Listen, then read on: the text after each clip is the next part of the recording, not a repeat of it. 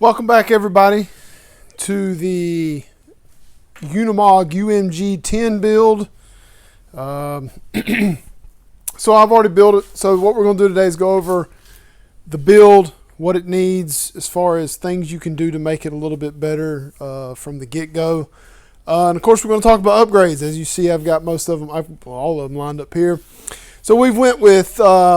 I'll go over all. Well, hang on. We'll do all the stock stuff first. So this build is very simple. Nothing to it. You know, just like every other kit. Now, if you've never built a kit before, it's still not that bad. You just have to pay attention and read the instructions. Really, that's all you really got to do. It's not that bad. Pretty easy to do. So the only thing that I really did, I added the Boom Racing badass rod ends, the kit that I put together and sell. I actually added it to the car when we built it.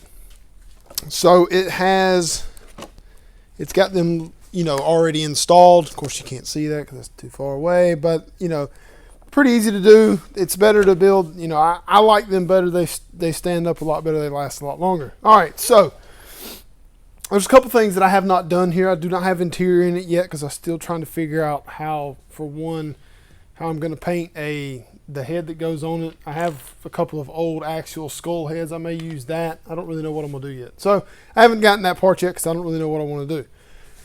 So the rest of it goes together pretty easy. You have to cut out all these plastic pieces, which I used a cut and score method, a scored tear method. So you basically use a sharp knife and you cut along the line and then you just peel it. It's not very easy to do, but it worked and I did very well. I've never actually had a fender well that perfect. Usually I have to cut, when I cut with scissors, I have to do it a couple times. All right, so the biggest thing that you're going to notice when you get done building this thing is the gap. Okay, so it bolts. See, now watch when I pick it up. See how that moves? Let me move it where you can see a little better. See, there's movement there. So those are not in the, so it missed the hole there. Okay, so now of course it mounts in the front up there. But when you pick, so I'm gonna put my finger here. See how that does that? That is not good. It only bolts on the bottom. You can see the holes here. That's all that bolts to the cage, is just these 6 bolts here. The fix for that is going to be in your parts trees. There's a spacer that's going to fit. It might have to be a tad bit of a gap. You can probably find something that's small enough in there, but the big deal is you'll take this bolt out of this part of the cage here.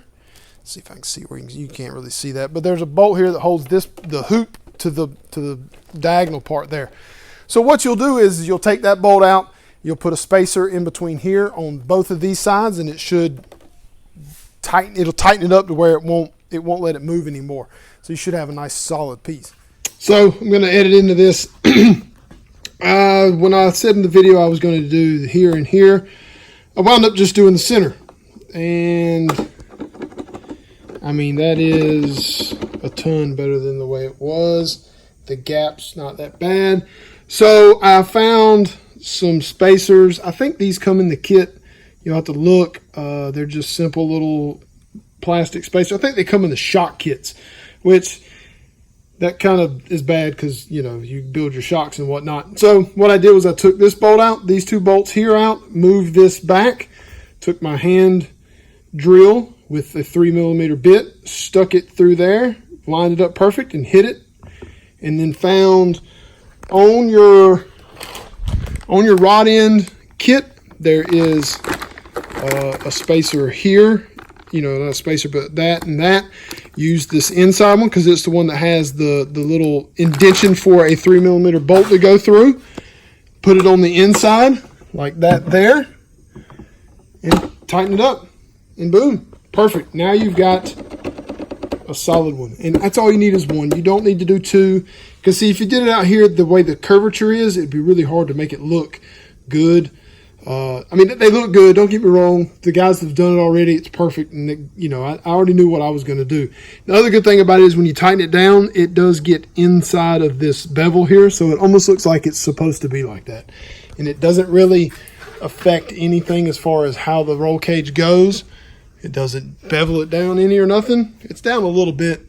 That may be because I drilled it wrong. You get it up high enough, it depends. But that's fine, no big deal. It works out good. So there you go. Simple little mod. Helps with the stability of the body. There you go. The only other thing that's really been an issue that I've watched other people talk about is the top shaft having some play in it. So it allows you to, you can see how much the spur moves out. You probably can't see that very much, but it does move in and out, and that is not good. So the fix for that, of course, is there's some shims that come in the parts trees that you can take this apart and you can add it to it. And it's very tiny. It's not a lot to it, but it frees that up, or not frees it up. It takes all that away. Vanquish also makes a kit to do this. They make it's basically, they just call it a top shaft. Then it comes with the correct spacer, that you need as far as length goes. And it just replaces it. It's nothing to it. I have them. They're $13.99. I have a couple in stock, so if you want one, you better get one.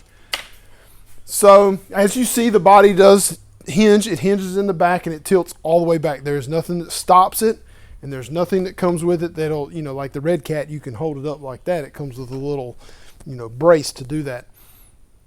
And that's pretty much it. I put TRX4 shocks on it, front and back. Only because they're just the best thing out there. Nothing else touches them. Maybe a Proline scalar shock is close, but not super close. So we'll move that out the way, and we'll go over some upgrades. So the first upgrade is going to be the Hobbywing axe system, the 2300 kV variety. Should be exactly whatever, and you know what, to be honest, and this will be a surprise to most of you, this will be my very first brushless system in a crawler, period. I've never run one, so I figured I'd give this a shot. I saw some of these run with this kit transmission a couple of weekends ago. I liked it. It's really smooth, really nice. It's very low. This one's a little bit bigger than the 1080 as far as size goes, but I mean, this is really cool here. Of course, those are a little bit too long, but I can fix that.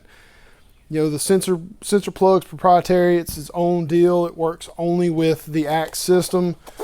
So, all in all, should be pretty cool. It's going to be a neat little deal for me. It's going to be a nice learning curve for me. I'll have to learn how to do this stuff properly, considering I've never done it before. One thing I wish Hobbywing would do is do something different with their power plugs. That is such a pain.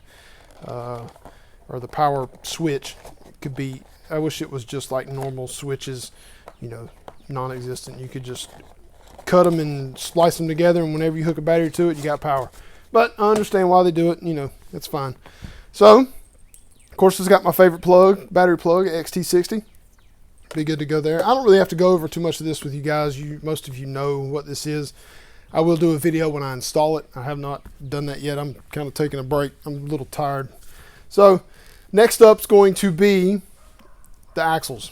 So, we are going to use, front and rear, is going to be a Boom Racing fat axle housing with the Boom Racing keyed diff gear set in it. The front has overdrive gear set, and the rear has a regular gear set in it, along with the new deadlock portal upgrade. It's just a bolt-on upgrade.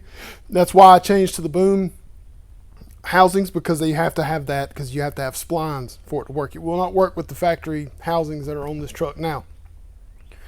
These are very nice.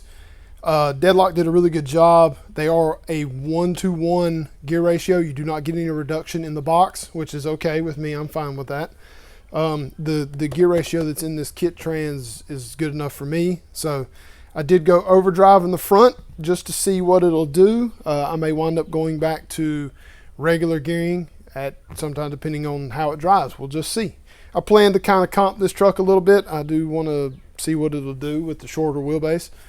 The next upgrade plan for it is to use the JX Servo, the 46 kilogram servo that I have in stock. Of course, I got a Reef servo horn on it. And then I've used the Boom servo on axle mount. This is the mount that you can bolt. It bolts directly to. It uses the 4 holes in the housing. to bolt it directly to it. So you get servo and axle, you get rid of the chassis mounted steering. This is kind of one of those things that is a preference deal. I kind of want to do it, but I kind of don't want to do it because I don't want to get rid of all of the stuff in the front, mainly the battery tray, and having a place for a servo winch. Now, when I go to do this, I want to put it on there like this and see how it is. If it's to where I don't really care for it, I will probably go back to chassis mount, and that's okay. Chassis mount's not a problem. It's pretty simple to deal with. I just wanted to do this. I feel like I get better steering out of this setup than I do a CMS setup. I've got if I do go CMS, I got plans to use aluminum pieces in there as far as like the servo mount and some bracing in there to kind of tighten it up a little bit, and also have like the boom low profile servo horn to make sure it doesn't touch the pan hard. And also I'm probably gonna put some Raffy front hoops on it. Probably put the rear hoops on there as well to get rid of these plastic ones. But that'll come down the road. We want to do all this first and then go that route there. So that pretty much sums it up. Oh, I'm going to use the Fly Sky remote. I snagged that out of the Beetle for now. They're on back order right now. I'll have more of those in soon, so I'll be able to redo that. But that pretty much sums up upgrades for this thing. Not really. I might try some foams in here. These foams are really, really tight, and I don't really care for that. We'll see. I may put Boom's new 2-stage foam. This is a 4.6 tire. Those are for a 4.75. They may still wind up working okay. I don't know, but it'd be worth a shot to try.